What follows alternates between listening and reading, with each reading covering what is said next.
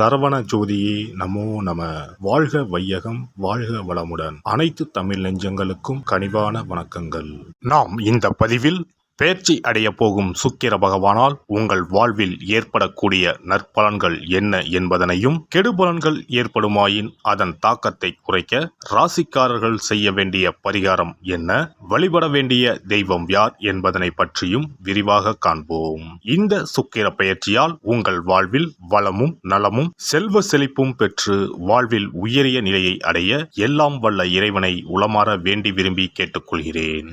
நிகழும் ஸ்ரீ மங்களகரமான சோபகிருது ஆண்டு தமிழ் மாதம் மாசி 25ஆம் தேதி, ஆங்கில மாதம் மார்ச் 8ஆம் தேதி அன்று மகர ராசியில் இருந்து கும்பராசிக்கு இடப்பெயர்ச்சி அடைகிறார் சுக்கிர பகவான். ஏற்கனவே கும்பத்தில் அமர்ந்துள்ள சனியுடன் இணைகிறார் சுக்கிர பகவான். 30 ஆண்டுகளுக்கு பிறகு கும்பத்தில் சனி சுக்கிரன் கூட்டணி சேரப்போகிறது. அதே போல மார்ச் 15ஆம் தேதி செவ்வாய் பகவான் கும்பராசியில் இணைகின்றார். 75 ஆண்டுகளுக்கு பிறகு சனி பகவான், சுக்கிர பகவான், செவ்வாய் பகவான் ஒன்று சேர்கின்றனர். வெவ்வேறான குணாதிசயம் கொண்ட இவர்கள் உங்கள் வாழ்வில் பல மாற்றங்களை கொண்டு வரப்போகின்றனர். கடகராசி அன்பர்களே, சுக்கிர பகவான் அஷ்டம சனியுடன் இணைந்து 8ஆம் வீட்டில் மறைகிறார். வாழ்க்கை துணையின் உடல் நலத்தில் அக்கறை செலுத்தவும், இல்லாவிட்டால் மருத்துவ செலவுகள் ஏற்படும். பணத்தினை யாருக்கும் கடன் கொடுக்க வேண்டாம். கணவன் மனைவி இருவருமே கவனமாக இருந்தால் மட்டுமே பொருள் நகை களவு போவதை தவிர்க்கலாம். விலை உயர்ந்த பொருட்களை பத்திரமாக வையுங்கள். பணம் சார்ந்து எடுக்கும் முயற்சிகளில் கவனம் தேவை. முக்கியமாக ஜாமீன் கையெழுத்து போடவே கூடாது. விலை உயர்ந்த நகை ஆபரணங்களை இரவல் வாங்குவதோ கொடுப்பதோ வேண்டாம். தேவை இல்லாத வம்பு வழக்குகள் உண்டாகலாம். தொலைதூர பயணத்தை தவிர்க்கவும். திடீர் அதிர்ஷ்ட யோகம் இருந்தாலும் விரய செலவுகள் அதிகமாகவே இருக்கும். கணவன் மனைவி இடையே கருத்து வேறுபாடுகள், வாக்குவாதங்கள் ஏற்படும். விட்டு கொடுத்து செல்வது நன்மை தரும். அண்ணன் வகையிலும் கருத்து வேறுபாடுகள், வாக்குவாதம் ஏற்படலாம். கவனம் தேவை. அரசு சார்ந்த காரியங்களை சற்று தாமதமாக தொடங்குவது நல்லது. பெண்கள் விஷயத்தில் சற்று கவனமாக இருக்க வேண்டும். தேவையில்லாத கெட்ட பெயர் ஏற்படக்கூடும். இதில் இருந்து தப்பிக்க வெள்ளிக்கிழமைகளில் ஆதரவற்ற பெண்கள் காப்பகத்திற்கு சென்று சிறு உதவிகளை செய்து வாருங்கள். காதலிப்பவருக்கு காதலை தெரிவிக்க இது சரியான காலகட்டம் இல்லை. தொழில் பொருளாதாரத்தை பொறுத்தவரை சீராகவே இருக்கும். கடல் கடந்து செல்லும் பொருட்களின் மீது கவனம் தேவை. பணிபுரிவோருக்கு அலுவலக சுமை இருக்கும். வீண் விவாதங்களை தவிர்ப்பது நல்லது. வெளிநாடு தொடர்பான வேலைகளுக்கு பணம் கட்டும் முன்பு கவனம் தேவை. ஒன்றுக்கு பலமுறை சரிபார்த்து பின் பணத்தினை கட்டவும். மாணவர்களுக்கு படிப்பில் மந்தத்தன்மையே காணப்படும். புத்தகத்தை கையில் எடுத்தாலே உறக்கம் வந்துவிடும். அசதியும் சோர்வும் ஏற்பட்டு உடல் ஓய்விற்கு கெஞ்சும். ஆரோக்கியத்தில் எச்சரிக்கையாக இருப்பது அவசியம். சிறு உபாதை என்றாலும் உடனுக்குடன் மருத்துவ ஆலோசனை எடுப்பது நல்லது. இரவு நேரத்தில் தனியாக செல்வதை தவிர்க்கவும். நட்சத்திர பலன்கள். புனர்பூசம் 4ஆம் பாதம். தொழில் வியாபாரம் சிறிது மந்தமான நிலையில் காணப்பட்டாலும் வருமானம் குறையாத நிலை இருக்கும். போட்டிகள் பற்றிய கவலையை விட்டுவிட்டு தொழிலில் வியாபாரத்தில் கவனம் செலுத்துவது நல்லது.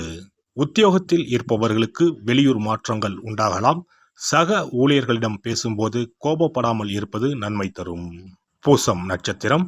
குடும்ப உறுப்பினர்களிடம் இருந்த மனத்தாங்கல் நீங்கி மகிழ்ச்சியும் சகஜ நிலையும் காணப்படும். கணவன் மனைவி ஒருவரை ஒருவர் அனுசரித்து செல்வது நல்லது. பிள்ளைகளிடம் பேசும்போது நிதானமாக பேசுவது நல்லது. வாகன வசதி உண்டாகும். அடுத்தவர்களிடம் வாக்குவாதத்தை தவிர்ப்பது நன்மை தரும். கவனம் தேவை. ஆயுள்யம் நட்சத்திரம். நீண்ட தூர தகவல்கள் நல்லவையாக இருக்கும். எதிலும் நிதானம் தேவை. மற்றவர்களுக்கு உதவி செய்வதில் ஆர்வம் காட்டுவீர்கள். பணவரத்து தாமதப்படும். கோபத்தை தவிர்ப்பது நல்லது. வெள்ளிக்கிழமை தோறும் அருகில் உள்ள ஆலயத்திற்கு சென்று நெய் சேர்த்து தீபம் ஏற்றி வழிபட்டு வர காரிய வெற்றி உண்டாகும். மனமகிழ்ச்சி கூடும்.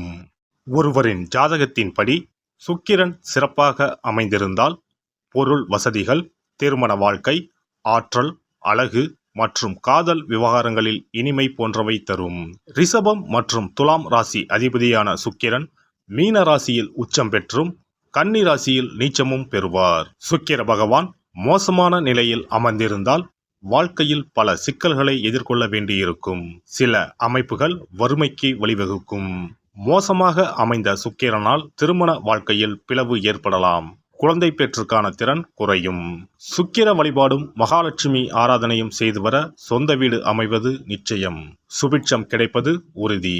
மகாலட்சுமி தாயாரை வணங்கி வந்தால் சுக்கிர யோகம் கிடைக்கப் பெறலாம். இல்லத்தில் சுபிட்சம் நிறைந்திருக்கும். பணம் இல்லாமலே வங்கி முதலான கடனை கொண்டு வீடு கட்டும் யோகமும் பலருக்கு உண்டு.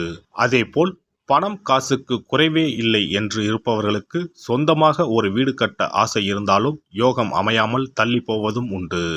சொந்த வீடு எனும் யோகத்தை தந்தருள்பவர்தான் வாஸ்து பகவான். பொதுவாகவே கட்டிடக்காரன் என்று சுக்கிர பகவானை சொல்லுவார்கள்.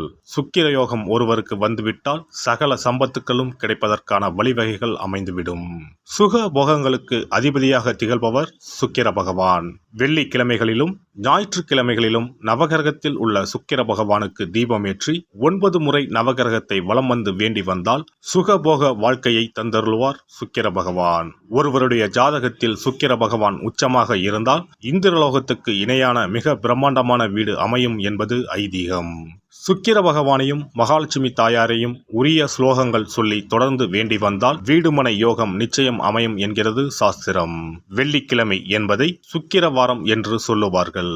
வெள்ளிக்கிழமைகளில் காலையும் மாலையும் விளக்கேற்றி சுக்கிர ஸ்லோகம் சொல்லியும் ஸ்ரீ மகாலட்சுமி சோஸ்திரம் பாராயணம் செய்தும் வர வேண்டும். ஸ்ரீ கனகதாரா சோஸ்திரம் பாராயணம் சொல்லியும் மகாலட்சுமி அஷ்டோத்திரம் சொல்லியும் வேண்டிக் கொள்ளலாம். அருகில் உள்ள ஆலயத்திற்கு சென்று நவக்கிரகத்தில் உள்ள சுக்கிர பகவானை மனதார வேண்டிக் கொண்டு 9 முறை சுற்றி வந்து பிரார்த்தனைகள் மேற்கொள்ள வேண்டும்.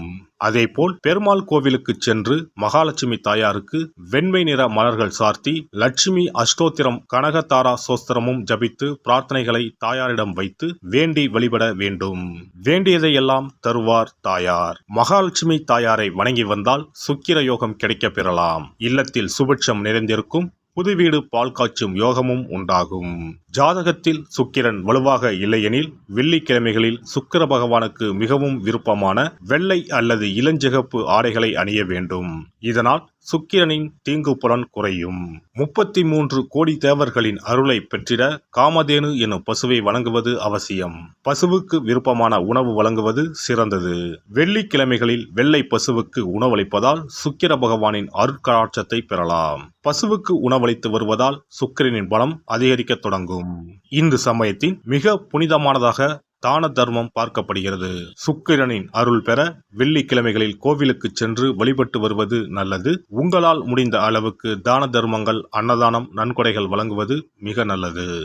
எல்லாம் வல்ல இறையருளால் நீங்களும் உங்கள் அன்பு குடும்பமும் உடல் நலம், நீலாயுள், நிறை செல்வம், உயர் புகழ், மெய்ஞானம் ஓங்கி வாழ்க வளமுடன். இந்த வீடியோ பதிவு உங்களுக்கு பிடித்திருந்தால் லைக் பண்ணுங்க, கமெண்ட் பண்ணுங்க, ஷேர் பண்ணுங்க. மறக்காம சப்ஸ்கிரைப் பண்ணுங்க. பக்கத்துல இருக்கிற பெல் பட்டனை கிளிக் பண்ணுங்க. நன்றி, வணக்கம். ஓம் நமச்சிவாய. சிவாய நம.